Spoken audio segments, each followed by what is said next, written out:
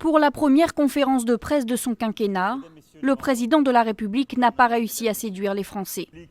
Selon une enquête Harris Interactive, moins de 4 Français sur 10 seulement l'ont trouvé convaincant. La prise de parole d'Emmanuel Macron était attendue.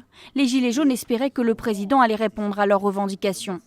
Première déception, l'ISF. Emmanuel Macron a fermé la porte au rétablissement immédiat de l'impôt sur la fortune. Pour 6 Français sur 10, cette annonce n'est pas une bonne chose. L'exécutif souhaite également que les Français travaillent davantage. 65% des personnes interrogées y sont défavorables. En revanche, le président a répondu à une demande de plus de justice fiscale. Jeudi soir, il a promis de réduire l'impôt sur le revenu dès janvier 2020. Une bonne nouvelle pour plus de 8 Français sur 10. La réindexation des retraites de moins de 2 000 € annoncée par le président était également attendue.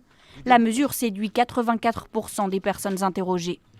Lors de sa prise de parole, Emmanuel Macron a rejeté la mise en place d'un référendum d'initiative citoyenne, une revendication phare de nombreux gilets jaunes. Mais il a ouvert la porte à des RIC au niveau local, une bonne chose pour près de 7 Français sur 10. Autant de mesures annoncées pour calmer le mouvement des gilets jaunes, mais pour 80% des personnes interrogées, elles ne suffiront pas à éteindre la colère.